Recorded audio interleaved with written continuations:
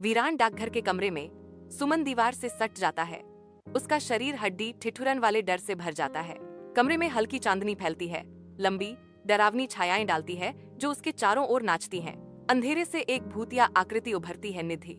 एक भूतिया लड़की जिसकी आंखें खाली सॉकेट की तरह खोखली हैं। उसकी अलौकिक उपस्थिति सुमन की रीढ़ की हड्डी में सिहरन पैदा करती है। हर सांस बढ़ते आतंक के खिलाफ एक संघर्ष है। निधि की आवाज, परे से एक फुसफुसाहट, शांत कमरे में गूंजती है। तुमने गलती की, तुमने मुझे देखा।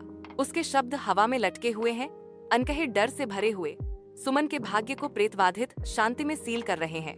आधी रात में एक भूतिया आकृति डाकघर के कमरे के अंदर हलचल करती है।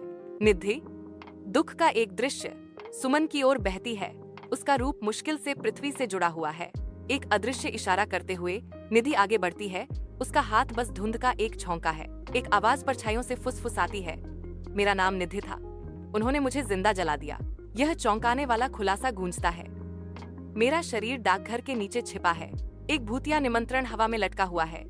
अब मैं बस खेलना चाहता हूँ। सुमन गुप्त कमरे में उतरती है। रहस्यों की ठंडक उसकी हड्डियों में उतर जाती है। अंधेरा उसे गले लगाता है क्योंकि वह भूली हुई भयावहता के दायरे में कदम रखती है। पुरानी खिलौने बिखरे हुए थे, जैसे गिरी हुई यादें। जले हुए कपड़े विनाश की कहानियां फुसफुसा रहे थे। दीवार पर निधि का नाम लिखा हुआ था, जो आग से भस्म हो चुके जीवन की एक दर्दनाक गूंज थी। उसे कागज का एक टुकड़ा मिलता है। मेरे पिता ने मुझे जलाया क्योंकि मैंने कुछ ऐसा देखा जो मुझे नहीं देखना चाहिए था। वे रात में डाकघर आते हैं। वे लेटर बैग में मना की गई चीजें लाते हैं।